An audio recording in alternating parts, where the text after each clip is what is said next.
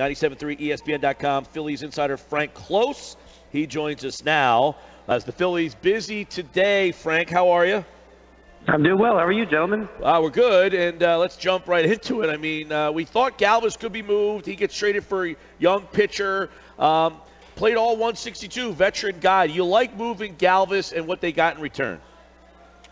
Yeah, it seems like they got a nice pickup. The prospect that they got, De Los Santos, he probably projects to be a number 4, number 5 starter in the major league.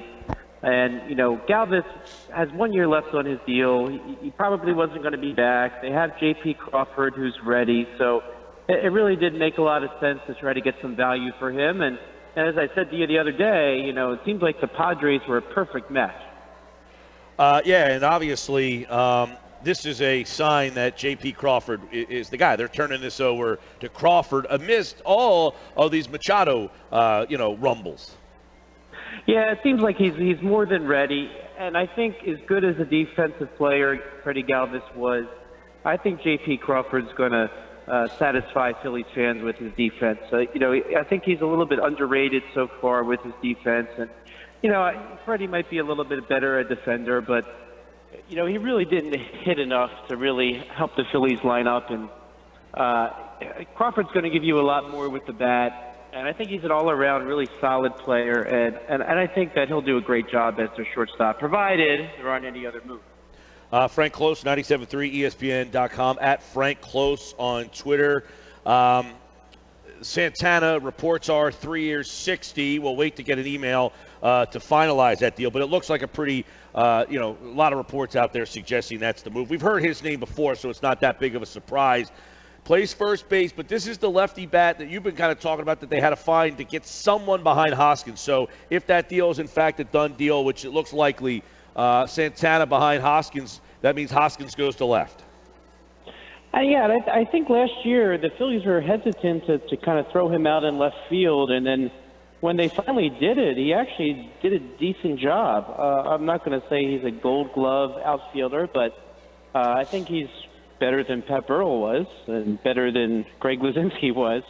So I think he'd be serviceable enough in left field, and I'm sure when Carlos Santana takes a day off, or when Carlos Santana serves as designated hitter in an American League park, you'll see Hoskins play some first base too. So I think they felt comfortable enough with Hoskins and moving him around, and that's actually kind of something that's a trend in the game. If you look at the Chicago Cubs and how they managed all their extra players, kind of as a few super utility player types that were essentially starters.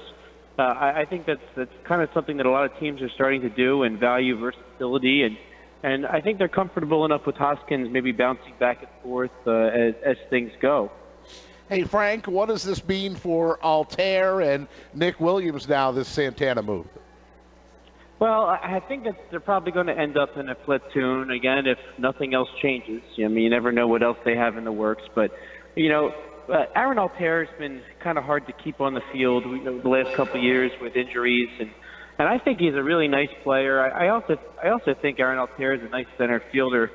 So, he could get some starts in center to give Odubel Herrera a day off. They could sort of mix and match Nick Williams and Aaron Altair, somewhat of a platoon, and again, it comes down to the versatility. I think that they like that they can kind of move these players around, and if Santana gets his day off or plays designated hitter, you'll see all three of them in the outfield.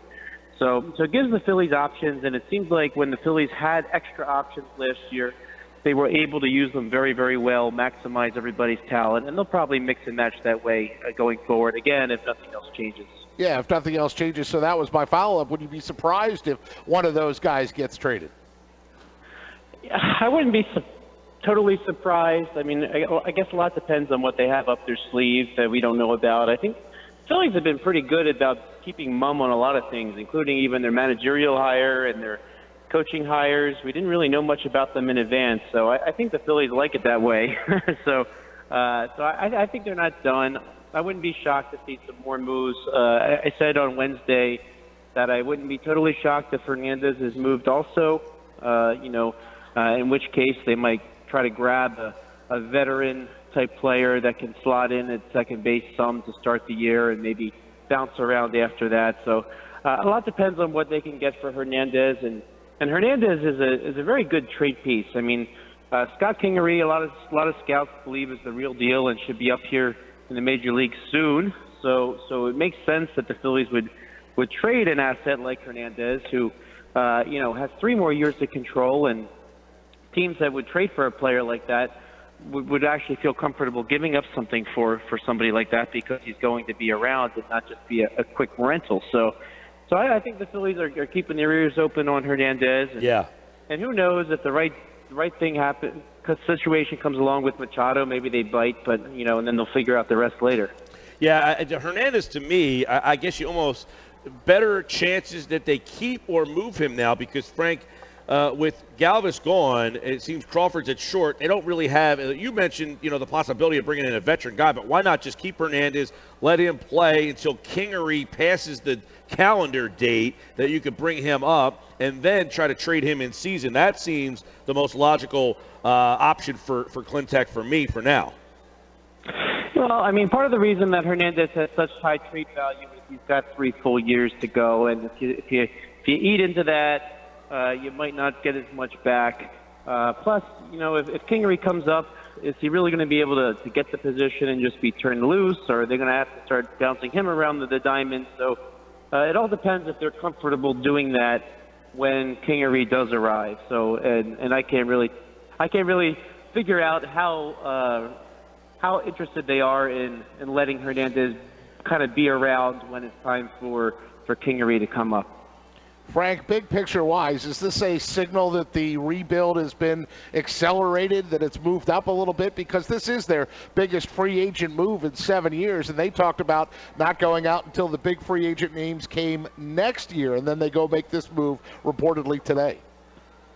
Yeah, I think it's just a matter of, if you look through their lineup, they potentially have eight rookies or near rookies or young players in the lineup every day, and I don't know if that's a good thing to do. So if Hernandez does get moved, then your most senior player in the lineup would have been Maikel Franco, and we know that Maikel Franco perhaps has some work to do to step his game up to where a lot of people think his talent is. So I don't know if you want to get yourself into a situation where you have 8 young players that are still, for the most part, unproven in the major league. So I think for the rebuild to move along, they had to get somebody into that lineup who's a veteran.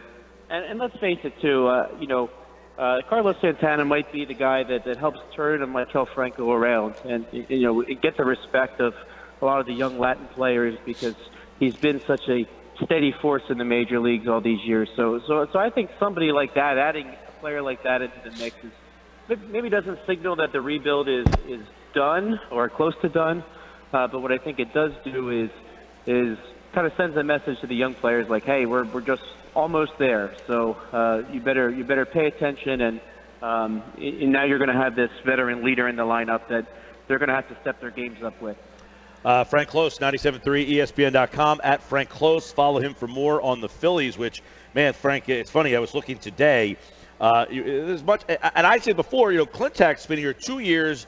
No one's paying attention to him, but it kind of shows you that people are starving for baseball. 6 of our top 10 most read stories on the website this week are Phillies related. So people, and they're all your Phillies related stuff.